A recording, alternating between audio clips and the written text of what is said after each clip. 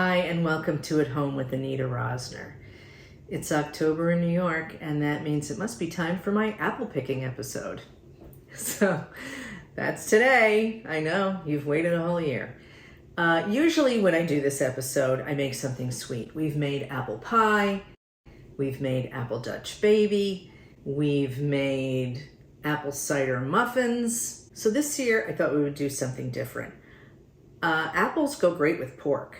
So I thought we would make a stuffed pork loin, which means today, not only are you getting a great recipe, I'm going to show you the technique for roll cutting a pork loin. So it's a twofer here at Home with Anita Rosner.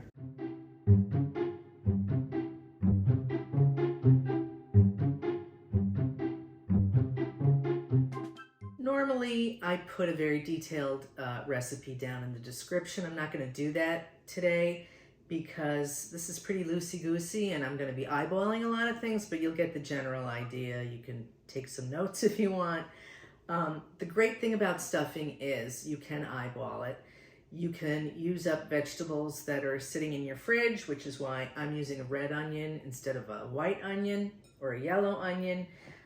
So I have 1 cup of chopped red onion in the bowl with some chopped celery, about half a cup, a large chopped apple, half a stick of butter, some chicken broth, some parsley, a lemon, and a cornbread. Yes, it's store-bought, and no, I don't care. But if you want to make your own, my recipe for cornbread is right up there in the corner. Knock yourself out. Okay, so we're gonna move over to the stove. Oh, and I also have sage and rosemary, but you can put in whatever flavorings you want. I think I might actually throw some thyme in there too, or sage. We'll see. Okay, so let's go over to the stove and start on the stuffing because I want it to cool before we put it in the roast. And we also have to cut the roast. That's gonna be fun. Let's go. We'll start by melting our butter over medium heat. We're going to wait for that to melt and start to foam. All right, the butter is melted and it is foaming. So we're going to add our vegetables and apple.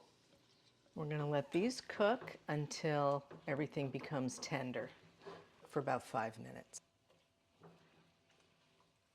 I'm kind of glad I went with the red onion because it's giving the stuffing a little more color. Otherwise it would look a little bland. I'm going to add a teaspoon of sage, a teaspoon of thyme,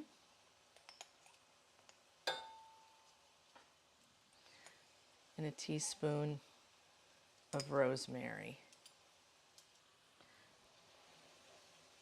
Now we're going to add the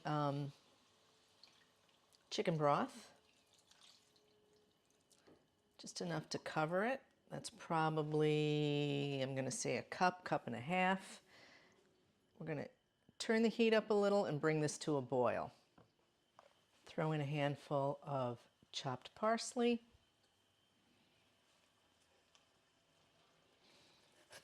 and the zest of a lemon. And we're going to add enough of the cornbread until it soaks up the moisture and we get a stuffing that holds together.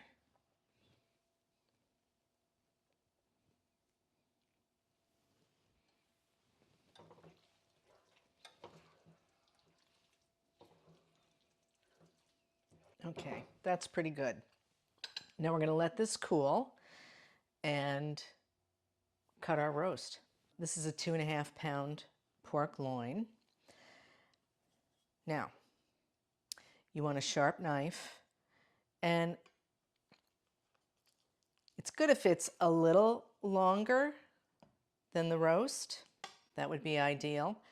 This butcher knife is over 100 years old. This was my grandfather's, who was in fact a butcher. And I'm hoping that it's going to be sharp enough. I'm going to turn it this way. So we're going to start by making a cut about 1/3 of the way down. Okay. So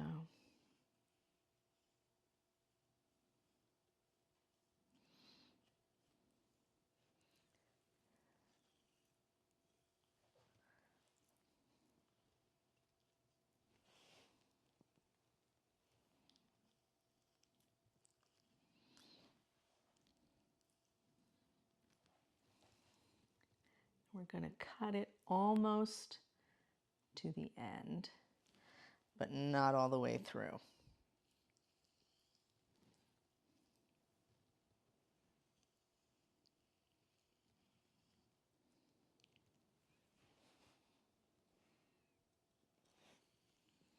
And open it like a book. Okay, that's our first cut. Now we're going to cut a shallow cut down and then pick it up there and cut this in half.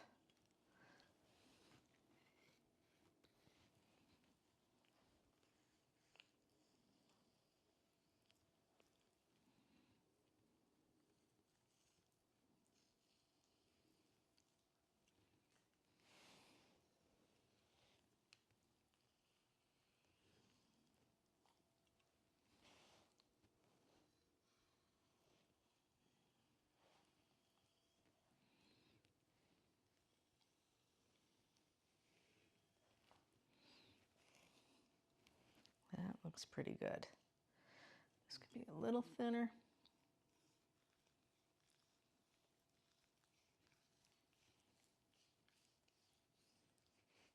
There. Easy peasy.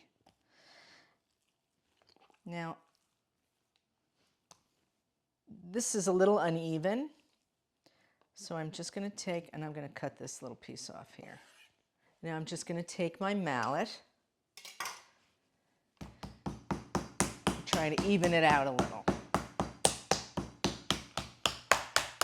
Now that we've cut the roast, we're going to season it. Because remember, we didn't add any salt or pepper to the stuffing. So we're going to season the inside of the roast liberally. So we have our stuffing, and before we stuff the roast, we just want to taste it and make sure it doesn't need anything. I have a feeling it might need some lemon juice, but we'll see. It's really tasty. But I am going to throw some lemon juice in there. We just want to brighten this up a little bit. And lemon juice ought to do it. And I might add a little salt. We shall see.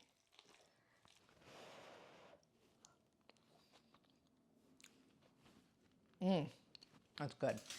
Okay. So now, we're going to turn it this way. I mean, it's not perfect. It should be a little more rectangular, but so be it. Now, when we stuff it, we want to leave about an inch margin on all sides, because when you roll it, some of the stuffing is going to squeeze out, and that's a-okay, not a big deal. Not too thick. And we do have a couple of bald spots here. Don't sweat it. We're home cooks. We're not perfect. Okay, that's pretty good. I can tell you right now, I got too close to these sides, and it's gonna squeeze out, but that's okay. All right, and now we are gonna roll it. Not too tight.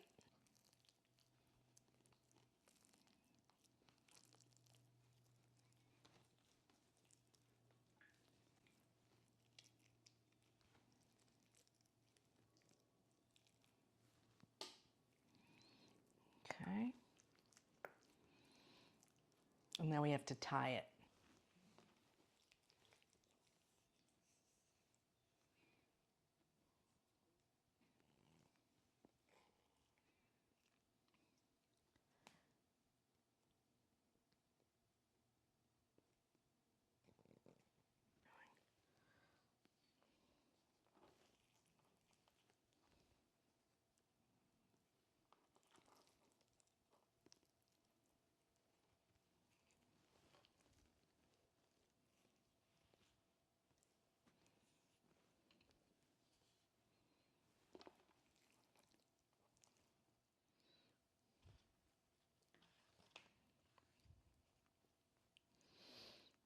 Okay.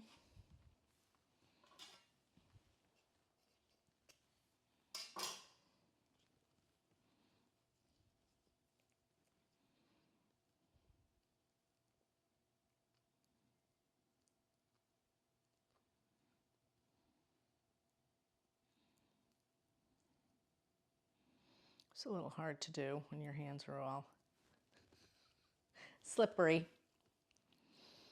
Okay. So there's our roast. We lost a little stuffing on the back side. That's fine. Now we're going to wrap it in plastic wrap. We're going to roll it up nice and tight.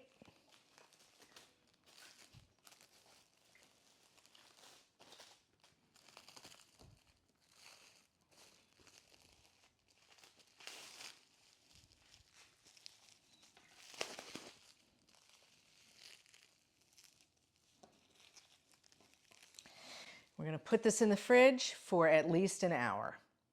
After being refrigerated for 1 hour, give the roast a light drizzle of oil, season with a little more salt and pepper, then place in a preheated 350 oven for 45 minutes to an hour until the internal temperature reaches 135.